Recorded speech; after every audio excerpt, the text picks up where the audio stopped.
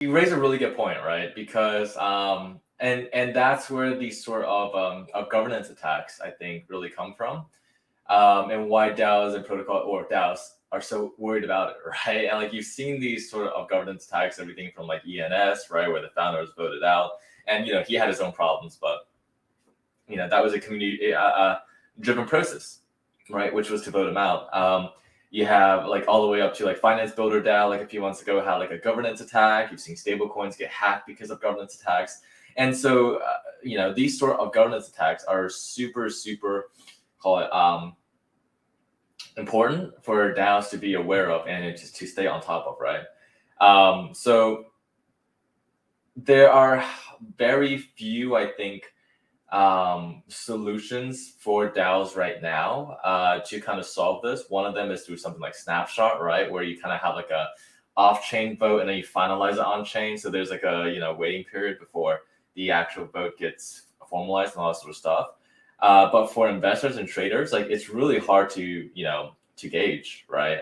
Like when a governance attack is happening, right? Especially if a proposal gets passed, call it 51 to 49, and a series of proposals go through like this, and ultimately these series of proposals are bad for the DAO, right? So it's hard for investors to actually be able to track this stuff.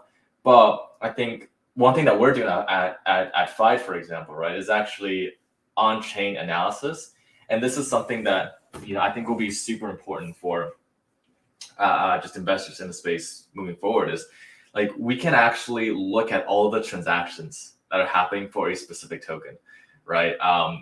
And map it over time. And so we can actually see, for example, like how centralized or decentralized is a token really, right? Like, if somebody is just telling you that, hey, like we're super decentralized, like are you really, right? Like we can actually see that on chain and quantify it. We can quantify, for example, like how much wash trading, right, or like volume spoofing is happening for a specific token. And so, on our side, like what we're actually doing is creating a series of risk scores for all of these various metrics to determine how trustworthy like a DAO or a protocol is, right?